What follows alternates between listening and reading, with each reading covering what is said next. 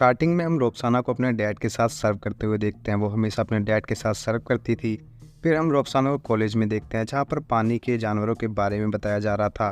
Class ख़त्म होती है और बाहर उसे फ्री डाइविंग का पोस्टर दिखता है, जिसकी वो फ़ोटो ले लेती है। घर पर रोक्साना की मॉम रोक्साना से थेरेपिस्ट के पास जाने के लिए कहती है, मगर रोक्साना डॉक्टर के पास जाने से मना कर देती है। इसी वजह से रोक्साना और उसकी मदर के बीच में बहस होने लगती है। रोक्साना गुस्से में घर को छोड़कर चली जाती है और अपनी मॉम को मैसेज लिखती है कि इस वीक वो घर नहीं आएगी, अपनी फ्रेंड के घर पर रहेगी। रोक्साना बीच के किनारे सो जाती है। तभी वहाँ टॉम आता है। रोक्साना कहती है उसे पास्कल से मिलना है और डाइविंग सीखनी है। टॉम कहता है मैं भी उसी टीम को गाइड करता हूँ। रोक्साना को लेकर वो डाइविंग सीखने चले जाते हैं। सभी को डाइविंग के बेसिक को बता रहे होते हैं। तभी पास्कल अपनी गर्लफ्रेंड के साथ आता है। पास्कल डाइविंग वर्ल्ड मेडलिस्ट होता है, इसलिए वो सबको मोटिवेट करता है और सभी को पानी में उतार देता है। डाइविंग ख़त्म होने के बाद टॉम रोक्साना को पार्टी के लिए इनवाइट करता है और रोक्साना को पसंद भी करने लगता है।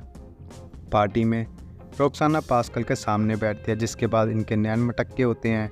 रोक्साना वॉशरूम में जाती है। पीछे से पास्कल भी वहाँ जाता है और दोनों वॉशरूम में ही अपनी आपस बुझाने लगते हैं और गपागप करने लगते हैं।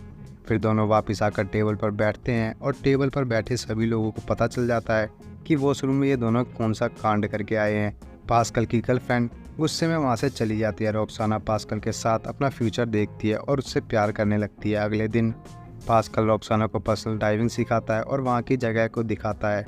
आज पास्कल को 170 मीटर डाइविंग रिकॉर्ड को तोड़ने के लिए प्रैक्टिस करनी थी। वो रोक्साना को भी अपने साथ लेकर जाता है, जहाँ टॉम उसे नो लिमिट्स वाली डाइविंग को समझाता है। इसके बाद पास्कल डाइविंग के लिए पानी में जाता है। उसे एक नए वर्ल्ड रिकॉर्ड के लिए 172 मीटर की डाइविंग करनी होती है। थोड़ी देर बाद वो बाहर आता है और प्रैक्टिस में ही वर्ल्ड रिकॉर्ड को तोड़ देता है। सभी खुश होते हैं। इतने में उन्हें पता चलता है कि उनका एक साथी अभी तक बाहर नहीं आया। वो लोग उसे पानी में से बाहर लाते हैं। बाहर लाने के बाद रोक्साना उसे बचाने की बहुत कोशिश करती है, लेकिन वो मर जाता है। पुलिस के आने के बाद पास्कल उनसे बात करता है। उसकी डेथ का शोक मनाने के लिए सभी एक जगह पर मिलते हैं, जहां पास्कल कहता है कि उसकी मौत को हम जाया नहीं जाने देंगे। जो वर्ल्ड रिकॉर्ड हम बनाने वाले थे उसे बना कर रहेंगे, पर उन्हें उसकी जगह कोई और चाहिए था जो सरफेस पर काम कर सके। रोक्साना इसके लिए मान जाती है। इसके बाद सभी रोक्साना को ट्रेन करते हैं। अगले सीन में पास्कल वर्ल्ड रिकॉर्ड के लिए 172 मीटर की डाइविंग के लिए पानी में जाता है और 2 मिनट में 172 मीटर की डाइविंग करके वापस आ जाता है और एक और वर्ल्ड रिकॉर्ड बना लेता है। शाम को रोक्साना अपनी मदर से फ़ोन पर बात करती है। अपने और पास्कल के बीच चल रहे रिलेशनशिप को बताती है। उसकी मदर रोक्साना को वापस आकर स्टडी पूरा करने के लिए कहती है, जिस पर रोक्साना अपनी मदर को मना कर देती है और गुस्से में फ़ोन काट देती है। रास्ते में जाते वक्त टॉम पास्कल को बताता है कि किसी सोवियत नाम की लड़की ने 174 मीटर की डाइविंग करके उसके रिकॉर्ड को तोड़ दिया है। 174 मीटर के डाइविंग रिकॉर्ड को तोड़ने के लिए 176 मीटर वाली डाइविंग में हिस्सा लेना होता है, लेकिन पानी में वापस आते वक्त वो बेहोश हो जाता है, जिस वजह से वो रिकॉर्ड को तोड़ नहीं पाता। पास्कल और रोक्साना डॉक्टर के पास होते हैं। डॉक्टर पास्कल को डाइविंग करने के लिए मना करता है, क्योंकि डाइविंग अब उस पास्कल के लिए खतरा बन सकती है।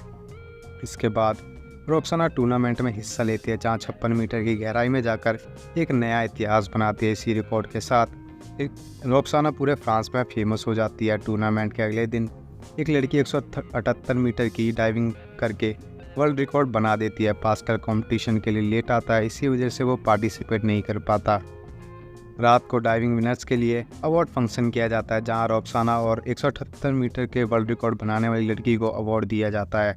पास्कल को ये सब अच्छा नहीं लगता, इसलिए वो वहाँ से चला जाता है। फिर रोक्साना पास्कल से नाराज़ हो जाती है। पास्कल अपने बचपन की कहानी सुनाकर रोक्साना को कॉन्फ्रेंस कर लेता है और ब्रेक लेने के लिए वो दूसरे शहर में चला जाता है। फिर रोक्साना भी फ्री डाइविंग कप में हिस्सा लेती है, जिसे जीतकर वर्ल्ड में अपनी एक नई पहचान बना लेती है। इंटरव्यू के दौरान पास्कल वहां आ जाता है। सभी टीम मेंबर्स के सामने रोक्साना को नो लिमिट्स डाइविंग में हिस्सा लेने के लिए कहता है, जिस पर टीम के मेंबर्स नहीं मानते। फिर रोक्साना अपनी मर्जी से करने के लिए तैयार हो जाती है।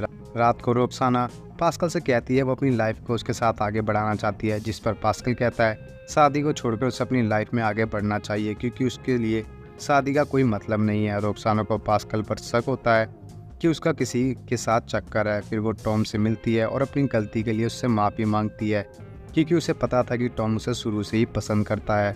रोक्साना टॉम को किस कर लेती है अगले दिन रोक्साना 176 मीटर डाइविंग कर के सबको यकीन दिला देती है कि अगली वर्ल्ड चैंपियन बन सकती है। प्रैक्टिस के वक्त पास्कल 180 मीटर की गहराई में जाता है, लेकिन वापस आते वक्त एक बार फिर से बेहोश हो जाता है। फिर रोक्साना पास्कल को फ़ोन करके किसी लड़की से बात करते हुए देख लेती है। उसके बाद वो पास्कल का पीछा करती है और पास्कल को एक नई लड़की के साथ रंग रलियां मनाते हुए देख लेती है और रोने लगती है। रोते रोते वो टॉम के पास आती है और टॉम को अपने साथ रहने के लिए कहती है। फिर दोनों गपागप करते हैं। रोक्साना पास्कल के घर से अपना सामान लेने जाती है, लेकिन पास्कल कहता है कि वो उससे बहुत प्यार करता है और शीशे पर पंच मारकर अपने हाथों को चोट पहुंचाता है।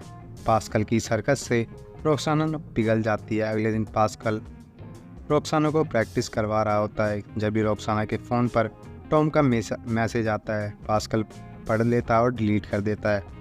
अगले दिन इंटरव्यू में रोक्साना पास्कल को उसकी गर्लफ्रेंड को आंख मारते हुए देख लेती है। तब उसको यकीन हो जाता है कि पास्कल कभी नहीं सुधरेगा। इस बात से दुखी होकर वो बहुत रोती है। अगले दिन कंपटीशन में रोक्साना 180 मीटर की डाइविंग में हिस्सा लेती है, जिसके लिए उसकी टीम इक्विपमेंट को उससे अच्छे से तैयार करना होगा। जहाँ टॉम सिलेंडर में गैस चेकिंग करता है, उसके बाद पास्कल भी गैस चेक करता है। सब कुछ ठीक होने के बाद रोक्साना 180 मीटर की गहराई में जाने के लिए तैयार हो जाती है। नीचे जाने के बाद सिलेंडर में गैस ख़त्म हो जाती है, जिस वजह से वह वहीं पर वो बेहोश होने लगती है। तभी दूसरे डाइवर्स उसे ऊपर लाते हैं, लेकिन जब तक वो मर जाती है। रोक्साना के मरने के बाद पुलिस और टॉम पास्कल का बयान लेते हैं, लेकिन दोनों बच जाते हैं। ये movie French diver Audrey Mestre के जीवन पर आधारित है। इसमें ऑड्रे की सक्सेस के साथ रहस्यमयी मौत का हुई दिखाया गया है।